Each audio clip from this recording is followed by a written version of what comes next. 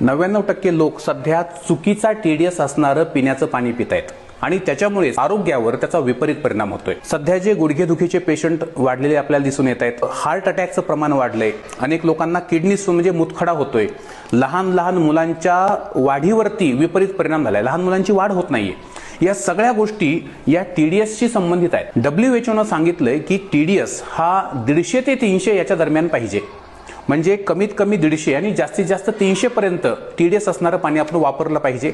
परंतु बऱ्याचशा घरांमध्ये जर आपण टीडीएस मोजला, टीडीएस मोजण्यासाठी असं हे टीडीएस मीटर मिळतं, अगदी 100-150 रुपयात हे मिळून जातं। असं एक टीडीएस मीटर तुम्ही नक्की खरेदी करा आणि तुमच्या घरामध्ये ते वापरा। अनेक घरांमध्ये मी पाहिलंय टीडीएस 50च्या खाली आहे, म्हणजे 10, 20, 30, 40 इतक्या कमी लेवलचा टीडीएस असणारं लोक पाणी पितात। त्याचं कारण असं आहे की हे कमी टीडीएस असणारं पाणी चवीला चांगलं लागतं, त्याची चव चांगली लागते, परंतु त्याच्यामुळे जे गंभीर परिणाम होतात ते लोकांना लक्षात येत नाहीत। बघा, एका चांगल्या पाण्यामध्ये म्हणजे ज्याचा टीडीएस 150च्या पुढे 300 पर्यंत, त्या पाण्यामध्ये कॅल्शियम, मॅग्नेशियम, पोटॅशियम, सोडियम यासारखे मिनरल्स हे मुबलक प्रमाणात असतात आणि त्यांची आपल्या शरीराला प्रचंड गरज आहे। परंतु जेव्हा टीडीएस 50च्याही खाली जातो किंवा 100च्याही खाली जातो, तेव्हा हे मिनरल्स त्या पाण्यात उरत नाहीत। त्या पाण्याची चव तर चांगली लागते, परंतु त्याच्यामुळे आपल्या हृदयाची धडधड वाढते, आपल्या हृदयाचे ठोके अनियमित पडू लागतात आणि बीपी म्हणजे ब्लड प्रेशर अचानक वाढणं आणि कमी होणं या समस्या त्या ठिकाणी उद्भवतात। अनेक लोकांची हाडं या कमी असणाऱ्या टीडीएस मुळे ठिसूळ झालेली आहेत। कंबरदुखी, मानदुखी, गुडघेदुखी असे प्रॉब्लेम वाढतात।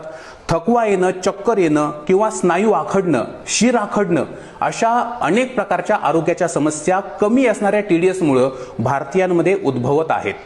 तर दुसऱ्या बाजूला जर टीडीएस हा 500 पेक्षा जास्त असेल, 150 ते 300 पर्यंत चांगला आहे, 300 ते 500 सुद्धा तेही पाणी आपण पिऊ शकतो, परंतु त्याच्यामुळे मुतखडा होण्याचे चान्सेस वाढतात आणि 500च्या पुढे तर मुतखडा 100% होणार, पोटाचे त्रास होणार, दातांच्या समस्या निर्माण होतात। लक्षात ठेवा, आपण कोणत्याही कंपनीचं त्या ठिकाणी वॉटर प्युरिफायर विकत घ्या, त्याच्यावरती आरओ, यूव्ही, यूएफ आणि टेस्ट एनहान्सर या 3-4 गोष्टी मेन्शन केलेल्या असायला पाहिजेत। आरओ म्हणजे काय, तर पाण्यामध्ये जे काही क्षार मिसळलेले असतात, जड धातू असतात, तर त्यांना बाजूला काढून पाणी शुद्ध करण्याचं काम आरओ करतो। यूव्ही म्हणजे अल्ट्राव्हायोलेट, हा पाण्यातले जंतू, बॅक्टेरिया, व्हायरस यांना मारून टाकतो। यूएफचं काम आहे पाण्यामध्ये जी काही माती आहे किंवा जो काही गाळ आहे, मातीचे बारीक बारीक कण त्यांना काढून टाकण्याचं काम यूएफ करतो। तर मिनरलायझरचं काम आहे की पाण्यामध्ये जी खनिजं आवश्यक आहेत तर ती खनिजं पाण्यामध्ये ऍड करणं। जास्तीत जास्त मित्रांना हा व्हिडिओ नक्की शेअर करा, माहिती आवडली असेल लाईक करा आणि अशाच प्रकारच्या माहितीसाठी आपल्या पेजला फॉलो करा। धन्यवाद।